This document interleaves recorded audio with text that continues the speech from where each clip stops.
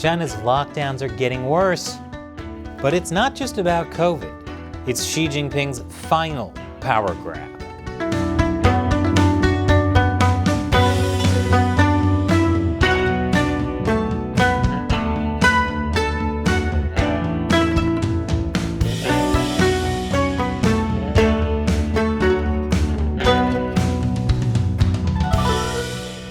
Welcome to China Uncensored, I'm Chris Chappell. As the Chinese Communist Party continues its zero COVID policies, China's lockdowns are getting worse. And I know I say that every week, but it's true every week. It's especially bad this week. And it's all because of China's presitator-in-chief, Xi Jinping. I'll explain why later in this episode.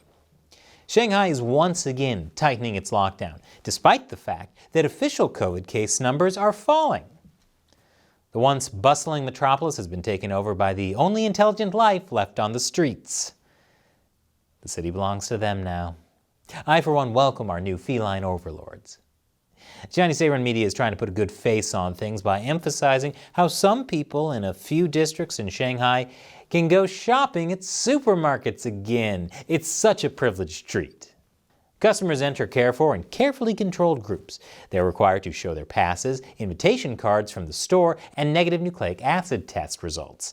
They have to scan a location code, then pass temperature and mask checks. Shopping time per group is limited to 40 minutes with 20 minutes of disinfection before the next group is admitted. Wow, what a privileged treat. I'm not sure whether that's better or worse than being locked in your apartment for 40 days. Seems like it could go either way.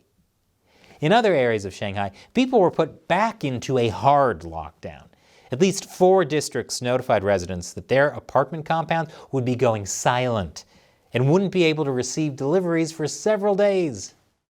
People were also confined to their apartments again, no longer allowed to walk around their apartment complex. According to official notices, the restrictions would last until at least Wednesday, but could be extended depending on testing results. One journalist who was able to leave his apartment before the silent period began taking photos of streets that were newly walled off from the road. Other residents took photos of completely fenced-off roads outside their apartment complex. No wonder people can't get any deliveries. Remember, this is all happening as cases are allegedly going down. But things in Shanghai keep getting weirder. More after the break. Welcome back. We've told you before about how China's zero COVID policy isn't really about reaching zero COVID because that's impossible. Instead, they've changed the definition to zero COVID at the community level, which means no COVID outside quarantine camps. They wanted to reach that by mid-April, which didn't happen, so the new goal is to reach it by the end of May. But they're still having problems with that. So the solution? Put even more people into quarantine camps. There have been multiple reports of a new policy where if someone tests positive for COVID, people living on the floors above and below them will also be taken to quarantine facilities. They're being quarantined even if they test negative themselves. In other areas, people have been told their entire building would be forced to move to quarantine camps if even one person tests positive. That's happening in at least several districts in Shanghai. It's not clear whether people who test negative get sent to the same quarantine camps as people who test positive. We've shown you, though, the conditions in some of these camps. Seems like the perfect place to catch COVID if you don't already have it. Which is why so many people are scared of being sent to quarantine.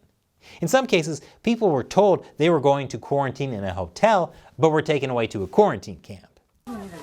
说是酒店隔离，把我们拉来了方舱，看一下，没有水喝，没有东西吃，警察也不帮助我们任何东西，街道主任也没有说任何话，来了像死人一样的，求扩散。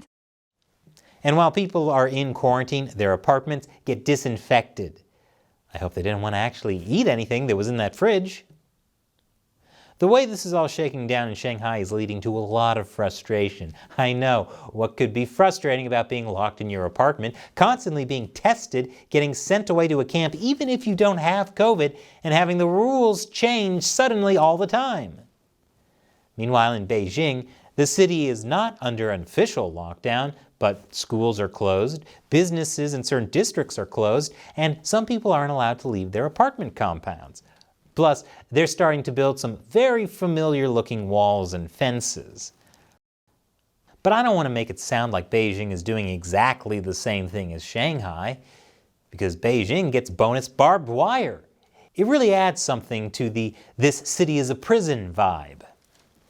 But even if you don't live in Beijing or Shanghai, China's zero-COVID policy is coming for you, because Chinese authorities are building permanent COVID testing stations. Under the new system, you would need to get a negative test to enter public spaces. Some cities like Hangzhou are requiring a new test every 48 hours.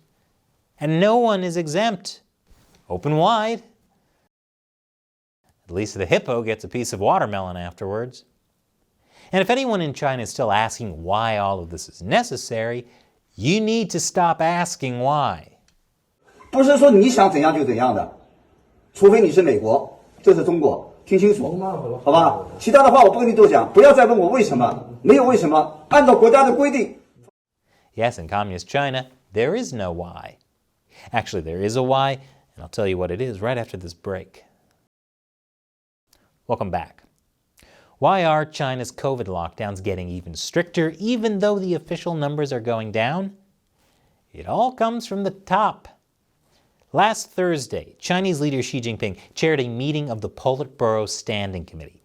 That's a group of 7 of the most powerful officials in China. And at that meeting, Xi made a speech that laid down the zero COVID law. Listen to the Communist Party's Central Committee and unswervingly adhere to the dynamic zero COVID policy. Xi Jinping also brought up the S word, struggle. We will resolutely struggle against all words and deeds that distort, doubt, and deny our epidemic prevention policies. I've talked before on the show about how political struggle is how the Chinese Communist Party stays in power. Whether it's struggling against the counter-revolutionaries, the rightists, the Tibetans, the Falun Gong, the Uyghurs, you get the idea. There's always an enemy to struggle against. And the latest enemy is clear. Anyone who doesn't carry out the zero COVID policy. So implementing zero COVID is now a political loyalty test, which explains all the weird performative stuff they're doing, like walling off the streets and disinfecting people's refrigerators. Does it actually help with zero COVID? No. Does it make it look like you unswervingly support Xi Jinping's dynamic zero COVID policy? Yes. And that's what's important. Xi Jinping's speech also mentioned that persistence is victory, which is interesting because that's a propaganda slogan that's been used throughout the Chinese Communist Party's history. But it was especially used during the Cultural Revolution, when there was a lot of struggling against the enemy. So this is going nowhere good. But what can we learn from what's happening with China's zero COVID policy? It's obvious now that Xi Jinping is 100% backing zero COVID. And it's also clear that there was enough dissent in the party leadership that Xi had to call a meeting of the Politburo Standing Committee to get people in line. Remember, resolutely struggle against any who distort, doubt, or deny. COVID is a huge political risk to Xi Jinping. Because sometime in the next 6 months, Xi Jinping is making a bid for his norm-breaking 3rd term in power. If the pandemic goes badly, his enemies can use that against him and prevent him from taking power. So zero COVID is Xi Jinping's final power grab, his way of guaranteeing the pandemic doesn't get out of control in China before he cements his leadership of the party. And if that means tens of millions of people have to spend the next 6 months in lockdown, that's a sacrifice Xi is willing to make. After all, persistence is victory. And now it's time for me to answer a question from a fan who supports the show on the crowdfunding website Patreon or the exclusive social media platform Locals. And Mizrahi asks on Locals, I saw your recent episode on Shanghai lockdown nightmare, dead man still alive. Is there any underground coordinated effort by the people or movement to oppose these policies, Xi Jinping and the CCP?